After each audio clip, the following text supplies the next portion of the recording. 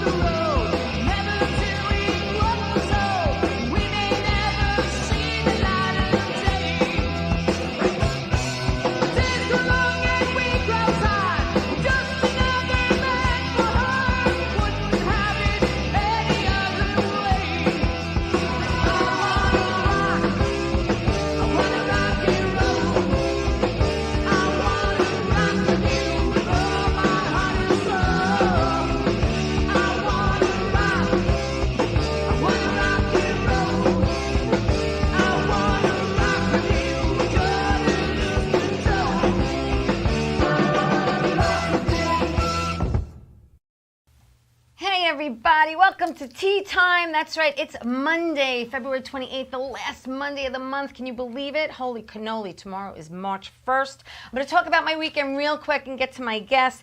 Friday, I just chilled and I stayed home and I had to study my lines for the show that I'm in tomorrow. I will be in tomorrow. Saturday, I went to Bayside, hung out with my girl, Grace Matranga, and got together with a couple of friends from elementary school right on Bell in Bayside. We had a blast. And, yesterday, laundry day, Sunday, laundry day, we'll all have to have clean underwear. And again, just rehearsing my lines, going over my lines, rehearsing my lines, because tomorrow, I am thrilled to tell everybody, I will be in Philly tomorrow and Wednesday, because I'm filming a TV series called Recipes for Love, and Daniel Baldwin is joining me, and Robert Lozardo and Nick Turturro, and I am so excited. It's a comedy, and I can't wait to get there and do this. It's my first, I've done broad theater, and I've done TV, and I've done movies, but I've never done a series.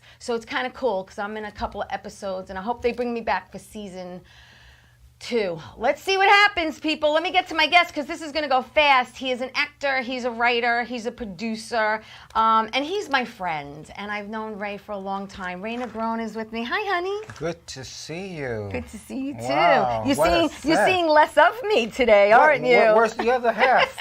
I'm so happy. I got off that COVID. Where's the other girl? I got off that COVID weight. Let me tell you, it was bad carrying it around. But I'm here, Ray Negron. We met a long time ago. Bobby's going to throw up a picture when we first met. My daughter had no boobies. My daughter's now 24, as you know. Wow. And Valerie, we met at the Cradle of Aviation. Right. Oh, that was a long time ago. It was a long time ago, because you were promoting your book. My first book. Yes, which is called? The Boy of Steel. Look, there we are. Wow, she was a baby. I know, she was so little. Oh my God. Look at you in your shades. Unbelievable. I remember the day well. I do too. It was a great day. It was a really good day. Thanks, Bobby. So listen, I want everyone to get to know you the way I know you. We met back then, a long time ago. We kept in touch a little bit. You would send me a Christmas card with the Yankee on it. Every once in a while. Yes, and then we lost touch, and then you'd go to Florida a lot. And but I want everyone to know, your story and what you've done so far in your career, because it's been an amazing journey. But you are originally from the Boogie Down Bronx. Right, born in the Bronx. Yes. And where'd you go to school in the Bronx? No, I actually went to school in Queens. I went to school. Oh, you did? I went to grade school in Manhattan because my grandparents would take care of me during the day. And then later on, I ended up going to school in Brooklyn and in Queens, because that's where all the babysitters were. Okay, all right. You know what I'm saying? I went to high school in Springfield Gardens. Yeah, that's right near me, near Bayside. That's where I went to high school, and the rest is history. The rest is history. Well, let's talk about your history, because there was one fateful day where you were with your cousin and your friends, and they decided to graffiti Yankee Stadium. And for those who don't know the story, let them know what happened that day. We were there. Hey, number one, we'd hang out outside Yankee Stadium. I was a big Yankee fan, always had been. Since I saw the movie the pride of the Yankees. Yeah, great movie. And so in turn, I fell in love, number one, with Lou Gehrig, and I fell in love with the actor Gary Cooper, and I fell in love with everything that was good about Gary Cooper, Lou Gehrig, and the Yankees. Yeah. And I'm proud to say to this day, I am close friends with Gary Cooper's daughter, Maria Cooper, Wow. whose husband is the great Byron Janis, the incredible classical pianist, maybe the greatest ever. So, you know, I'm just thrilled, and that's what made me fall in love with the Yankees. Yeah. So every chance I got, I would be outside Yankee Stadium, and I would watch the players come in, and I would watch the players go out. I could never afford to go into the ballpark, you know what I'm saying? But just to be there and see them, and then I would go home and watch the game. Yeah. You know, but one day we were out there waiting for the players to come, and then it was early, and one of the guys just started doing his thing on a wall. This is 1973, and then all of a sudden one of them says, let Ray do it, let Ray do it. Right, tag You know what I'm the saying? stadium. Yeah. And so in essence, it was like I was forced, per se. Wow. Because that wasn't my thing. I'm not a people think that I'm this great Graffiti artist. And nothing could be further from the truth. But I have become a graffiti legend, that my stuff is all over the Bronx and in Brooklyn on walls. Right. You know? So reluctantly, you took the can. So I took the can, I did it, and next thing you know, as I was doing it, all of a sudden a car pulls right up on the sidewalk, two guys jump out, everybody starts to run, I trip over one of the guys, I'm caught, I'm put in a holding cell. Wow. And then because the security guard that was with this other man said, that's where he belongs, there's nothing that you can do for these people. Wow. There's nothing you can do for these people. Exactly. That's exactly what the guy said. Wow. So all of a sudden they leave. 20 minutes later they come back and they're like screaming, and then they say, give me the kid. So they grab me from the cell. The cop got me out. Yeah. And they dragged me to the Yankee locker room. Wow. And next thing you know, the guy says, give him a uniform. He's going to work off some damages. And that night I was the bat boy for the Yankees. And the man that had caught me was George Steinbrenner. Mr. Steinbrenner. And the reason why he gave me the opportunity to work it off that way was because he was upset with the security guard for saying that there's nothing. A very racist comment. Well, yes. I'm not even going to get into that aspect. No, we're not going to get into it, but it shouldn't have been said. It was just he wanted to prove the guy wrong. You know what I'm saying? And he did. And he did. And Mr. Like Steinbrenner, I mean, you go from graffitiing the stadium to being on the field that night with the people who you idolized. You know, the funny thing about that, I will never forget it, is that when I'm sitting, there's a famous picture of me. They had me the ball boy. I was the ball boy down the right field line. Right. And the most incredible thing was that there's a picture of me sitting out there, and all of a sudden the guys that I was with, they got into the park that night. Right, and they saw you. And they see me, and they were, what am I doing? What is? How'd that happen? You know what I'm saying? Bobby, throw up the picture of Ray in the dugout, please. It's the black and white pic. It's like, I always said Mr. Steinbrenner was like your fairy godfather. Tell me about this pic. There you are. That's me standing next to the great Yankee Thurman Munson. And Thurman, I would grow to love him with a passion. He was our leader. He was the best. He was the best clutch player on the team, and he was a man's man. And he's one of the guys that taught me how to be as much of a man as I could be. Thanks, Bobby. You could throw up the next one of him and Reg. You and Reggie Jackson. And, that's Frankie. That's the great Frankie Valli. Frankie, I don't want to skip around, but since we got it here. Since we have it up, tell me how did you become so close with Frankie Valli? What happened was, in 1977, I went to the Madison Square Garden. Yeah. And Frankie was performing, and 20,000 people, you know what I'm saying? 19,000 people went to see this little guy. Yeah, thanks, Bobby. With this incredible voice. Right. and I had to meet him. Yeah. And so after the show, I went down and I told security, I said to security, "Hi, could you let Mr. Valley know that That what? Ray Negron from the Yankees is here?" You know, let me tell you something. Yeah. That Yankees Yeah. has a good pull to Dude. it. Let me tell you. Hey. And so I actually said the Yankee bat. Could you let him know that Ray Negron, the Yankee BATBOY, is here? Yeah, but you said Yankee BATBOY. Yeah. Like you said BATBOY lower than Yankee. Exactly. And so the guy came back and said, "Mr. Valley will see you now." Wow. And they took me to the back to his dressing room. Right. And as I'm walking in, Frankie's right there, eating some pasta and saying, "Hey, how you doing?" And it was like, oh my God. And you've been friends ever since. And we've been friends forever. ever since. Isn't that And amazing? I consider him like an uncle. Yes, like every he's time family. He's family. Every time He's I family. see him, like he said, he said to me something very important. He says, "I don't use the word friend loosely. Right. So understand that you are truly my friend." That's and when sweet. Frankie said that to me, it was like, oh my God. Oh man! Now, if you want to throw up the one, there you are. There's you and Reg. That was 1977. That was 1977. Yeah. Well, the bottom line is Reggie Jackson was a big brother.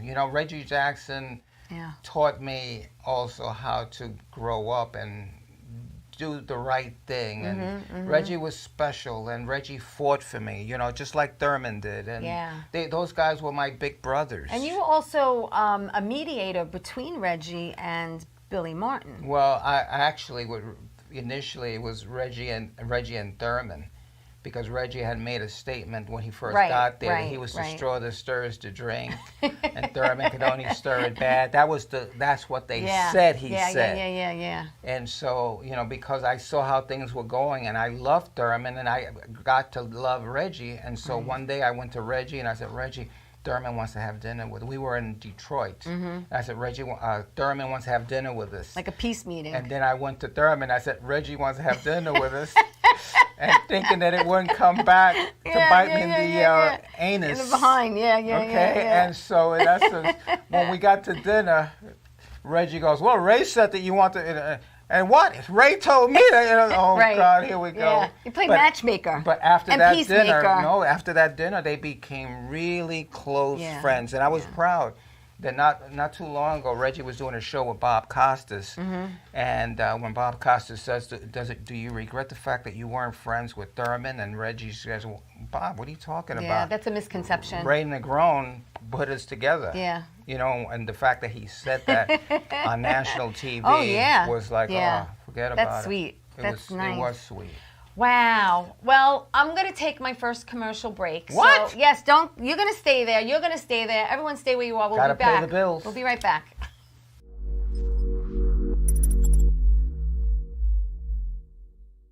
So where do you want to go tonight? Why don't we go to Coasters? Oh, cool. I heard it's a great place. Let's check it out. Yeah, definitely. All right. Oh my God.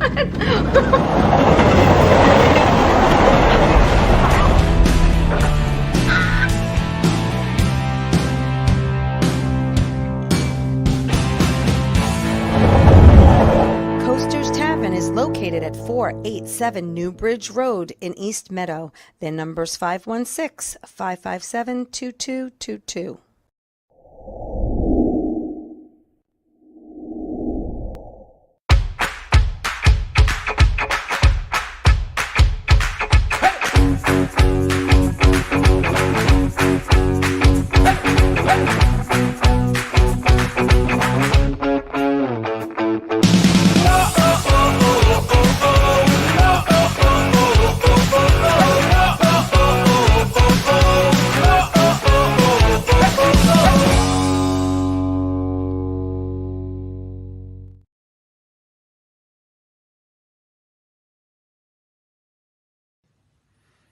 Well, hi there, Teresa. It's John York from General Hospital. I am just checking in because apparently you have a great talk show called Tea Time on Strong Island TV.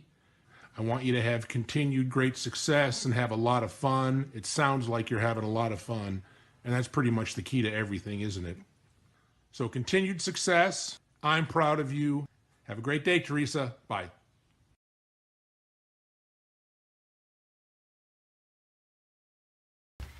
Hey everybody, welcome back to Tea Time. I'm so glad you're joining me tonight. I have my friend Ray Negron here. He's an actor, he's a writer, he's also a producer.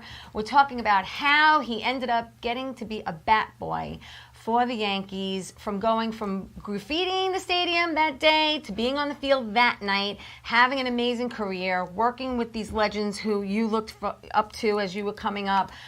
Very good friends with Frankie Valli, very good friends with Reg, getting Reg and Thurman back together again. And there was some things with Billy Martin, too, that you had to, like, calm down. You were, like, almost like the mediator, really, between everybody, you know? Well, I loved them all. Yeah. You know, the boss, Billy, Thurman, Reggie. Yeah. I mean, they were, the two guys were like my baseball fathers, Yeah. the boss and Billy. Let's talk about the boss real quick, Mr. Steinbrenner. He was a very, very generous man, but he was also very, very low-key. And there were a lot of things he did for a lot of people, especially children, that a lot of people never knew about. And I know you like to carry on that legacy with the things that you do. But out of everything he taught you or said to you, what's like the one thing that really sticks in your head all the time? Well, you know, it's just the aspect of he you know what, people of privilege per se, he would be very tough with. Like, he didn't care. He just Who they were, yeah, he didn't care about that aspect of it. You know, I mean, he loved his actor friends. He loved Mr. Sinatra. He loved Gregory Peck. He loved, you know, I mean, those guys, you know, Kirk Douglas.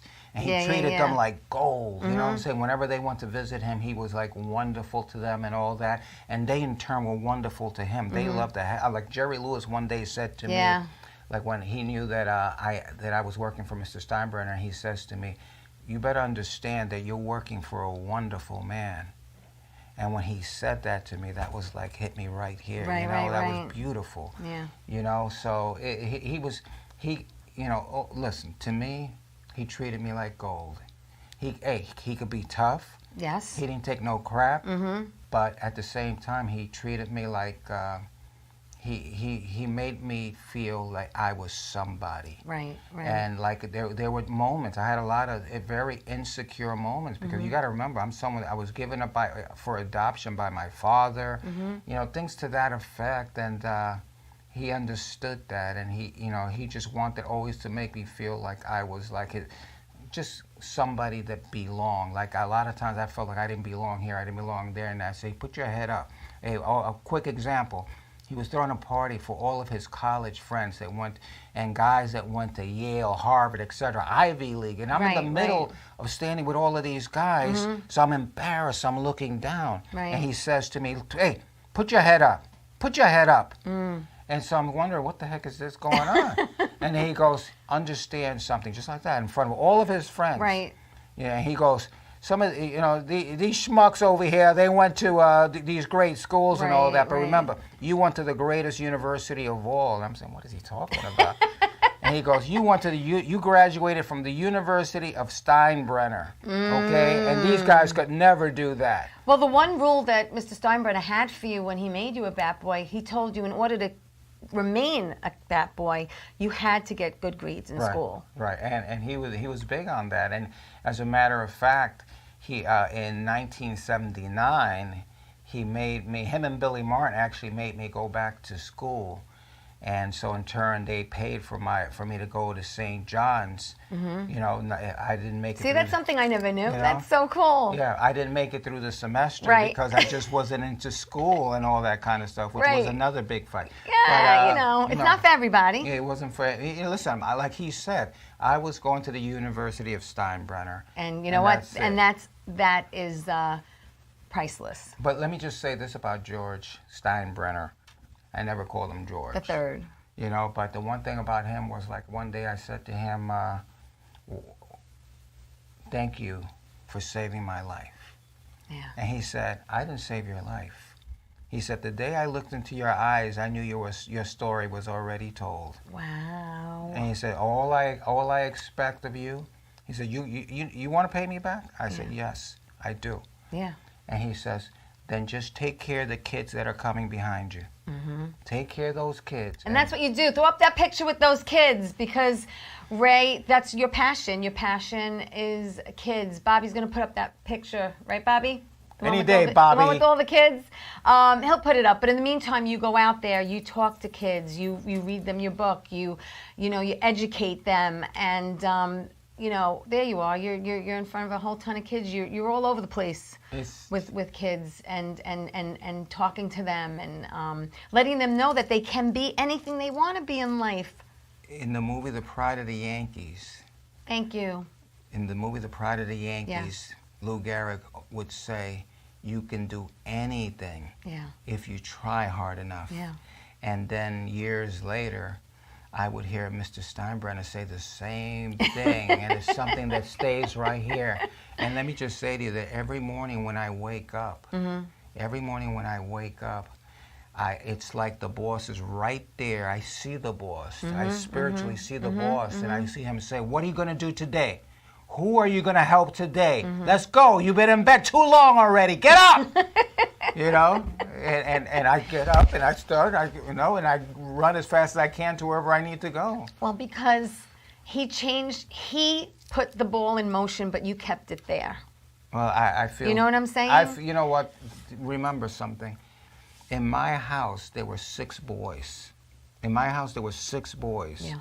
And I'm the only one that's alive. Yeah, because a lot of Ray's friends, a lot of your friends and your cousin, family members, they either died or they ended up in jail. And you were like the lone survivor. Yeah. Do you know what I mean? Yeah, that's essentially, that is it. Yeah, and we do a show, I was going to get into that later, but we're talking on the subject now. So Ray does a show based on his life. It's an off-Broadway traveling show called BATBOY.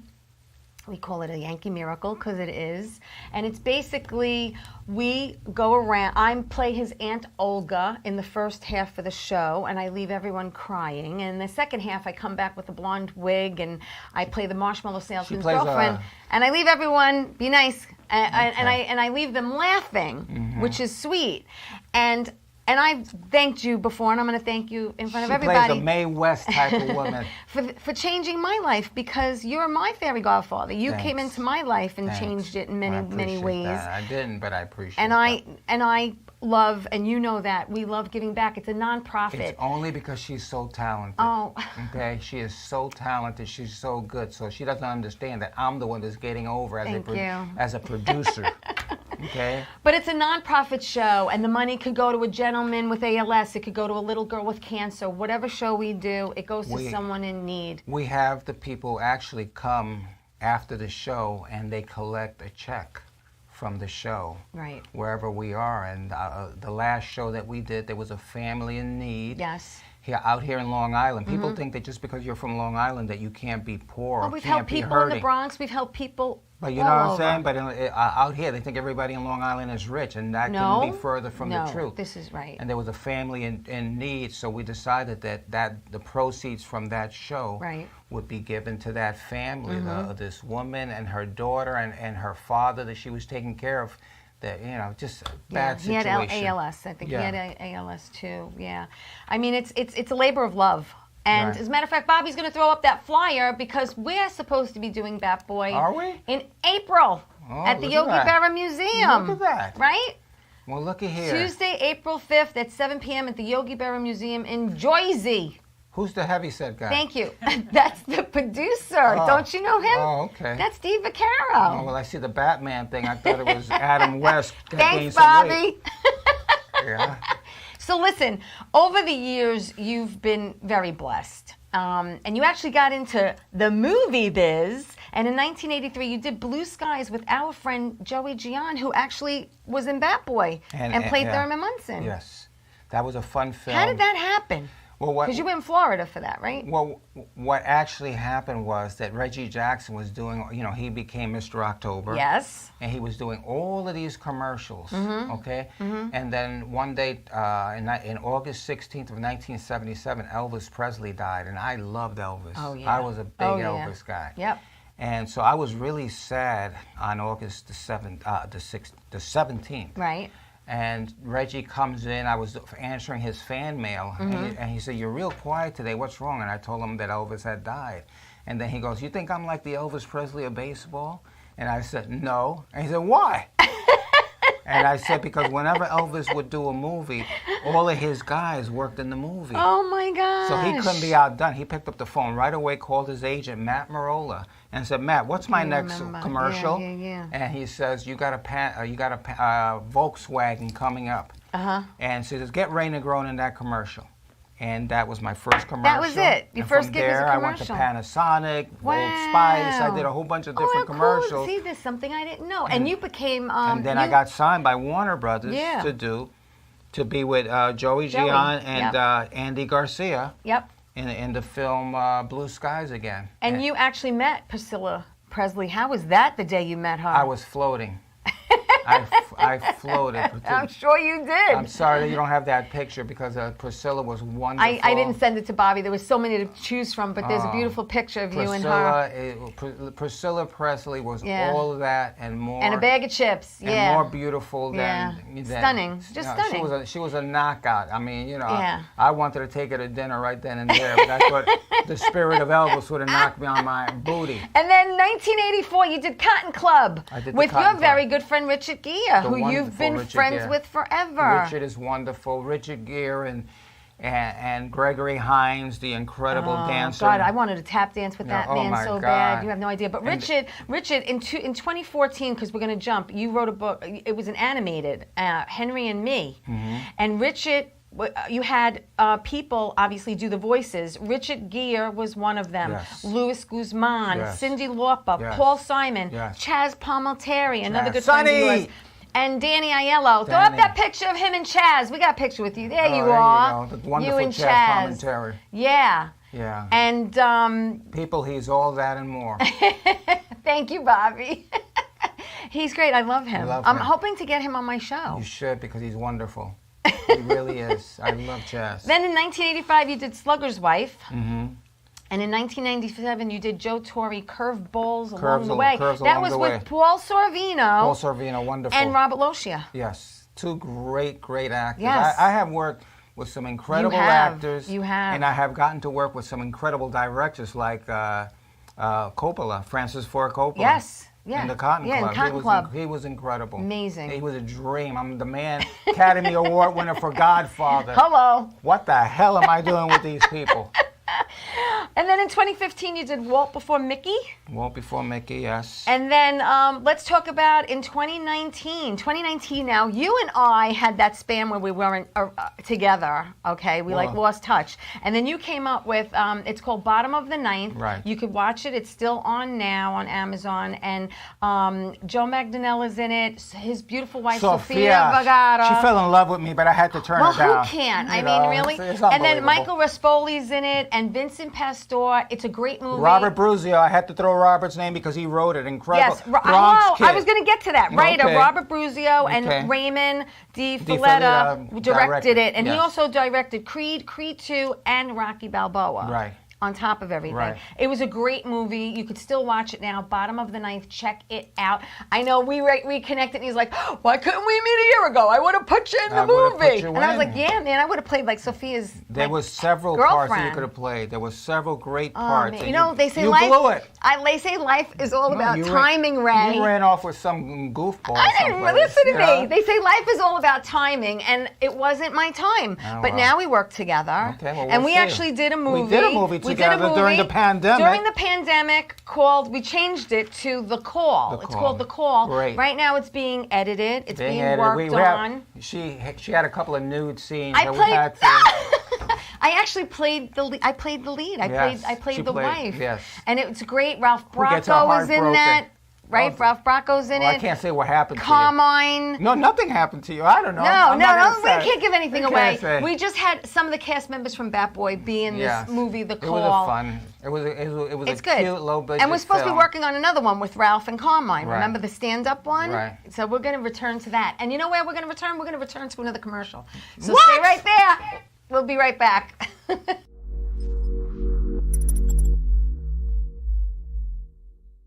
So where do you want to go tonight?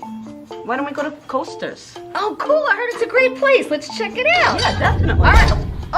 Oh my God.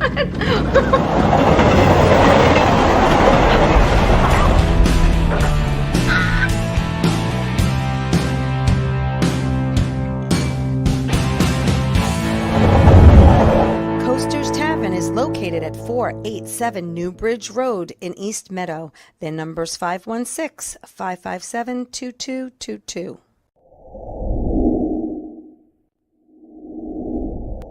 Welcome to Sunday Dinner with Chef Clemente. This is an all-new show about family cooking, Sunday dinner, things we did as a child, bringing back some memories and some tradition. This is how this dish was born. I'm going to show you that in just a couple of minutes.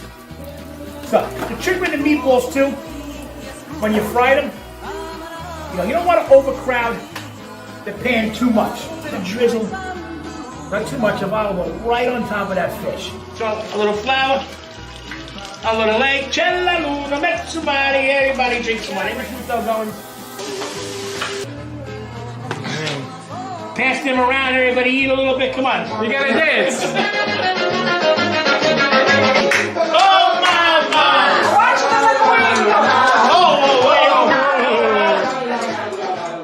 Get together, go visit your mother, your sister, your cousin, bring some pastry, some food, get together, eat, drink, be happy. Who wants some linguine, clams, and pastry? How you doing? It's Sal the Voice Valentinetti. Why are you watching me? You should be watching Teresa Canastraci Tea Time with Teresa Canastraci Farrell. And make sure you follow Teresa on Facebook, Tea Time with Teresa Canastraci Farrell. We'll see you there. I love the way you say my name. I love it.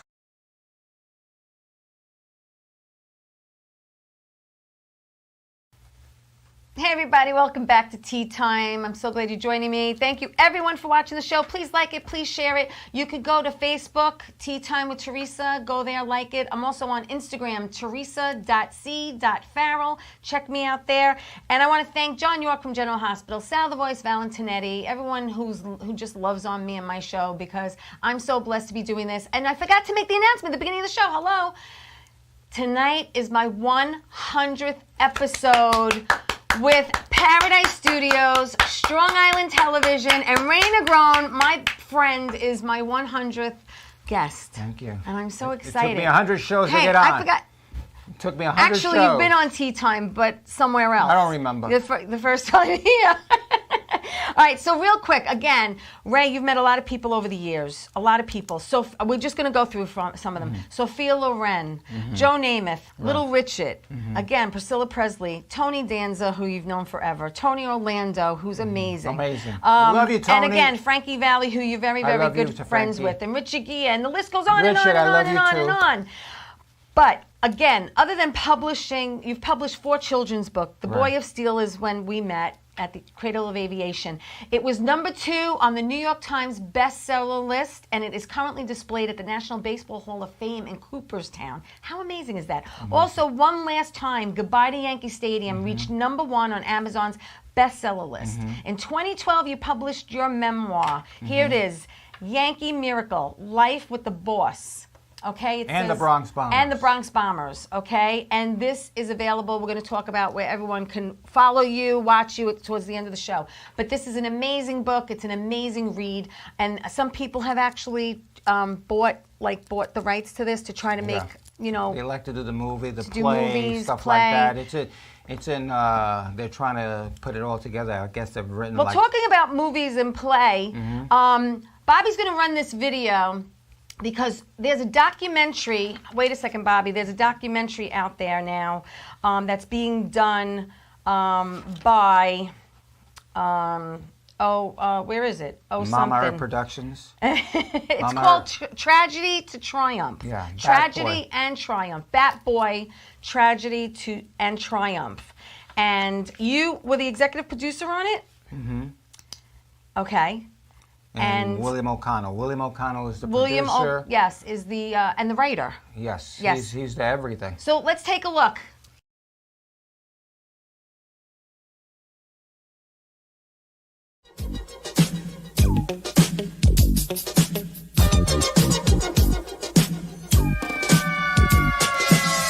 like a jungle sometimes. It makes me wonder how I keep from going under. It's like a jungle sometimes. It makes me wonder how I keep from going under.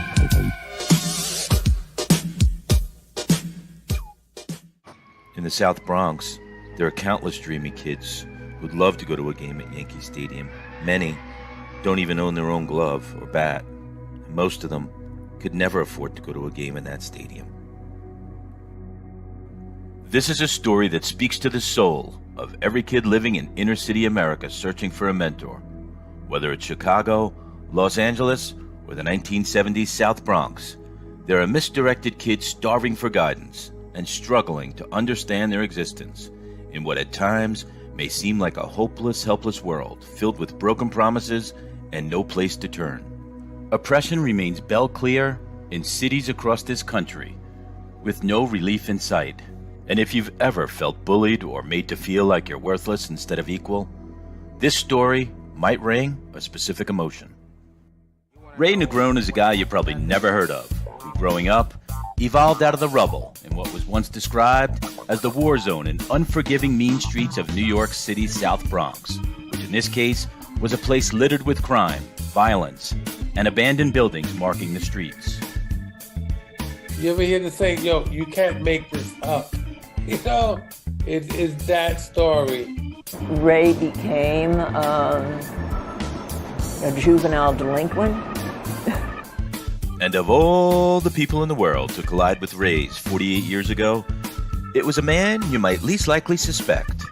His reputation in Major League Baseball now reads, the manager firing, player baiting, and headline-making controversial man they called the boss. George M. Steinbrenner III, owner of the New York Yankees. Give me the can. I won't let you down.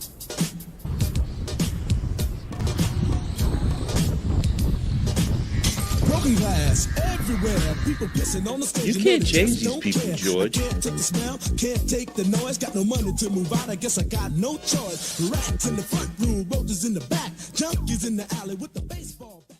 He had me arrested, and then within a course of 20 minutes, he came back. And from that moment on, Ray has touched the lives of so many. Took me to the Yankee locker room. They gave me a uniform. And that night, I was the bat boy for the New York Yankees. Hey, kid, if I had my way, you wouldn't be here. Where is Mr. Steinbrenner? Don't worry about that. I'm in charge here. Of all the people in the house, 6 were boys. And of the 6 boys, I'm the last man standing. I find that incredible. Oh, this is way more than just a story about baseball. How did this graffiti painting kid from the streets of the South Bronx burning down become the special assistant to arguably one of the most iconic sports figures in all of sports, New York Yankees owner George M. Steinbrenner III?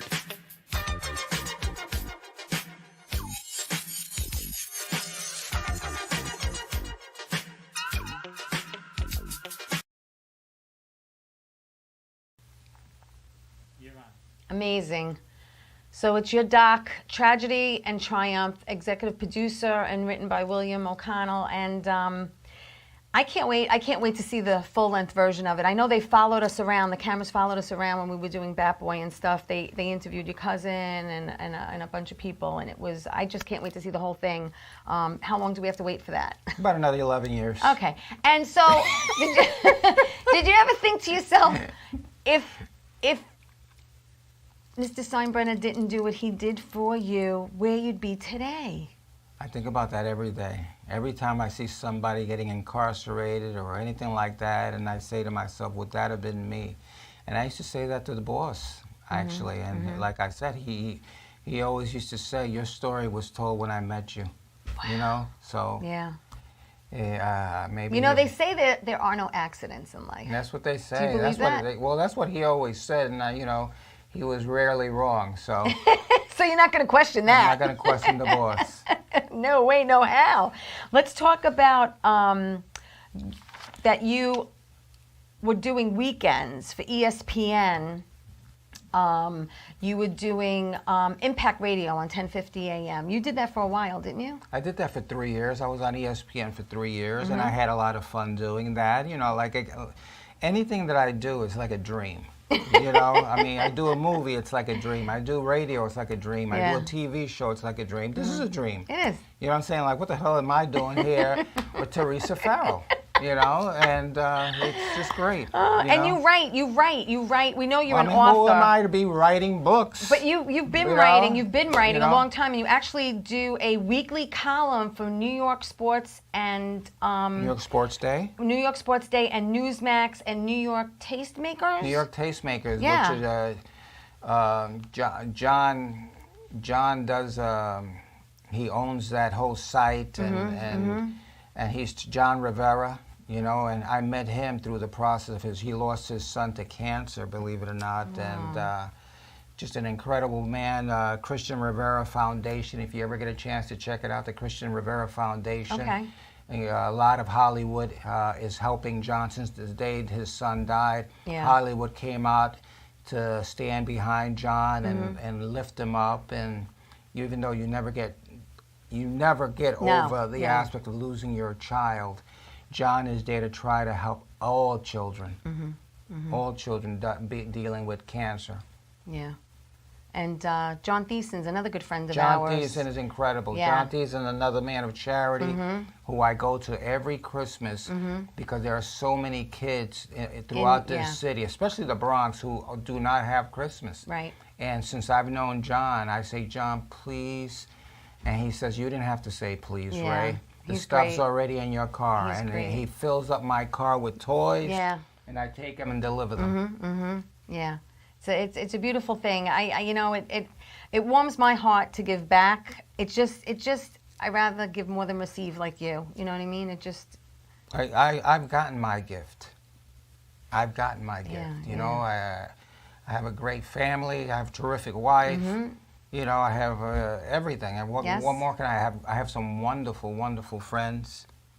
You know, the people that I consider my friends are just great. You're my friend. I'm so glad I'm your friend. You know, and it's all cool. And I don't have that many friends. Let me just add, I do not. Yeah. Yeah. Okay. Yeah. It's But a tight circle. We try to keep a tight circle. It's you not know? that I try. It's that a lot of time, people do break your heart. Oh yes. You know, that's all. Definitely. That's all I got to say. I'm not gonna.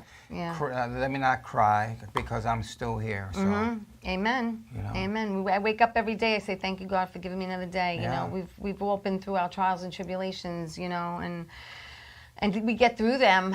And you know, like I said, giving back between whatever you do, charitable work and BATBOY, the show that we do. Again, we're going to be doing it May 5th at the Yogi Berra Museum. And we've traveled with it. We did New York, Florida. New Jersey, Florida. Yeah. Yeah, we've traveled with it. And we Helped a lot of people. And before the pandemic, we were actually supposed to do it off Broadway in Manhattan. We had we had 2 nights on Broadway. Yeah. And unfortunately, we lost those with the pandemic. Right.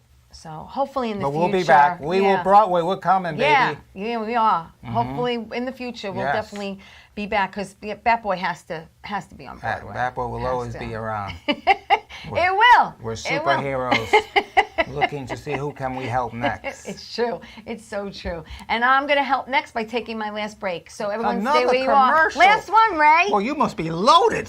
No, I wish I was, but I'll be right back. Don't go away.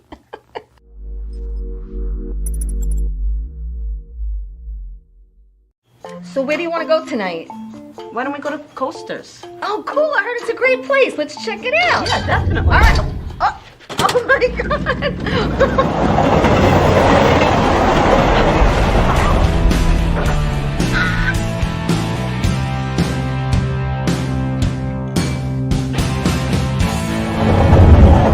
Coasters Tavern is located at 487 New Bridge Road in East Meadow. Their number's 516-557-2222.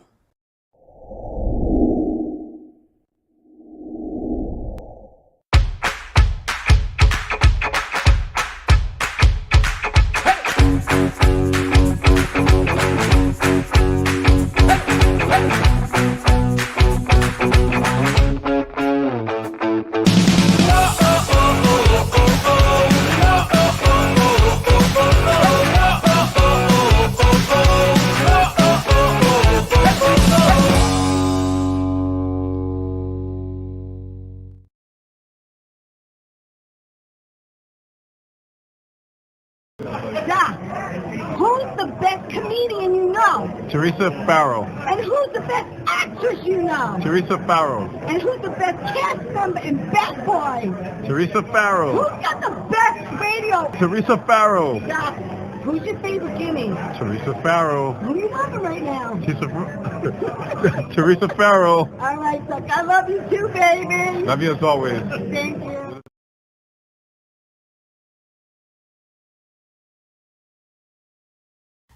Hey everybody, welcome back to Tea Time. I'm with my friend Ray Negron. He is not only my friend, he's also an actor, he's a writer, he's a producer, he's done movies. He's worked for the Yankees for 48 years. Boy, that has a lot of pull, let me tell you. I work for the Yankees, I'm a Yankee. BATBOY. That's how he started. That's how he met Frankie Valli years ago. Yes. You know, you got to use a little clout sometimes. Now you just show the card. You got that, you know, your business card going on. But No, listen. I show my World Oh, Series, yeah, the ring. He's got this beautiful World Series ring. Thank you, Mr. Steinbrenner. So listen, I heard you writing a new book, and it's called The BATBOY's Hero. And Bobby's going to put up a picture of that cover. And then you're gonna tell me a little bit about it. What is a BATBOY's Hero about? This is a book that I'm working on. I'm working on it right now. So wait, I could see Billy Martin, I see George Steinbrenner, I see Paul McCartney. Who else is up there? Well, you see Reggie Thurman, Frankie Valli, Richard Gere. You see Derek Jeter. You see Mr. Sinatra. Mr. Sinatra. You know, Muhammad Ali, Chaz Palminteri. You know, this book is the story of being able to say thank you to all of my heroes. And John Lennon, right? You got John Lennon in there. John in there. We're gonna slide it over and show what it's gonna look like. Look at that. That's great. You know, and that's what the inside of the book would look like. Right. And thanks, Bobby. And the stories in the book are all, you know, I had to have met them or else they Well, cannot be in the book. you cannot leave here and not tell my audience how you met Mr. Sinatra. Oh, well, Mr. Sinatra was, I mean, I met him through Billy Martin. Right. And what I know the story. I want you them know, to know the story. Well, you know what? It was the aspect of me, a very low point of my life. Yes. Okay, I was going through a lot of heartache and emotion, and and the aspect I was questioning my color at the time. This was in the 70s, and when I questioned my color, Billy Martin got very upset with me. And a couple of days later, he took me to have dinner with Mr. Sinatra and Sammy Davis Jr. Actually, where? Let's give Sal a plug. At a restaurant called Patsy's, you know, 56 on Broadway. And there, Mr. Sinatra was there, and he gave me the scolding of my life. Because he told me that... Well, Billy spoke to him before he introduced you. Billy told him what happened. Well, when we got there, I had to wait downstairs. Right, because he didn't want you to know he was there. You know, and so he told Mr. Sinatra about my situation, etc. And Mr. Sinatra had actually told me about that. He had gone through the same thing with Sammy Davis Jr. back in the 40s. Right. And Sammy was wonderful, you know what I'm saying? Because I didn't know that Sammy's mom, his mother, was Puerto Rican. Okay, and Sammy that night actually talked to me in Spanish all night. Believe it or not, he actually spoke Spanish, and I was, to my surprise. And but anyway, Mr. Sinatra was just wonderful, and I would actually see him there on several occasions. And as a matter of fact, in the Sinatra room at Patsy's. Right. They keep a portrait of our first meeting. I love it. And I'm very, very proud of that portrait, you know. Because you were how old? How old when you actually met him? I was 18 or 19, you know. Yeah. And, yeah, well, like I said, it was Mr. Sinatra. Wow. I mean, so and you notice that I still say Mr. Sinatra. I know, you said to me, you always say I Mr. don't say Sinatra. Frank, you know, like I don't like when people say, oh, well, Frank, you know, like if they know Mr. Sinatra. Right. Like they hang out with him. Yeah, nobody like knew they hung out with Mr. him back in the Sinatra day. like that, you know? So this basically, the BATBOY's Hero is basically a love letter to everyone you've met and has touched your life. That have touched my life and that meant something to me and I love it, Ray. left a special mark in my heart, I per love se. it. You I know? love it. And in essence, and there's one or two in the book that I say to myself, do they belong? Do they not belong? I was going to say, how did you? I mean, look, know? I know a couple of them are no-brainers, but then you really had to sift. Let me give you a classic example. Yeah. Like someone says to me, why is Derek Jeter in there? Okay. Because one day Chas Palminteri calls me up and he was crying on the telephone. Really? And Sonny from A Bronx Tale is not supposed to be crying. No. Okay? And the reason that he was crying was because his best friend's son was dying of cancer. He was very young. Yeah. And the kid was a big Yankee fan, and he said to me, Chas says to me, before he dies, can he meet Derek Jeter? I wasn't going to say no to Chas, naturally. Right. So we met at the Yankee Stadium that Sunday morning. I took the kid on the field. He met everybody except Derek Jeter. Jeter was not on the field because it was Sunday and hitting was optional. Oh, you said he wasn't there. Okay, so however, you know what I did? I broke a major rule in baseball. I snuck him into the locker room. Okay. Okay? I mean, I went through some back doors, this and that. I walked in, and when I walked him in, Derek Jeter was in the middle of his meditation. Oh. And so he was startled. And so I go, like, the kid was looking at Jeter, like in shock. Right. And so I went like this to Jeter. Like there's something wrong with him. Right. And so Jeter was beautiful. They sat together. As they sat together and talked, I walked to the other end of the locker room. You know why? Because I couldn't stop crying. Yeah. You understand what I'm saying? Yeah. Because I knew that It was a at moment. that It was a time moment. next year, that kid was no longer Gonna be in this world. So I am forever grateful to Derek Jeter for being beautiful that day with that little boy who needed his blessing before he left this world. Yeah. Isn't that unbelievable? Yeah. So that's why Derek Jeter is in that book. Right. Yeah. I like that story. Thank you for sharing that. Because, some people and a lot of players, they get bad raps or have a bad reputation. Some deserved. Some deserved. Okay. And how I, It's not like all learned these from guys. you and Squeegee's book, Squeegee who Louis wrote Castillo, who wrote former Yankee bat boy. for another former Yankee bat boy, was Okay. there during the Core One of the great 4. Yankee bat boys. Yes, he was there during the Core 4. He also wrote a book called He wasn't the greatest Yankee bat boy, though. called Clubhouse Confidential. I won't say who was the greatest Yankee bat boy. Clubhouse. I said it. I said it on my Facebook What? post. You were the most famous. All bat right, boy. if you insist. This is true, and you know it. Squeegee, it's okay. But Squeegee's going to come back on my Squeegee, show. it's okay. He is. I'm going to have him back on. I know he's in the middle of writing something too, but it's a beautiful tribute to the people who have touched your life and who meant something to you. And it's a beautiful thing that you can do this now while you're here. Right.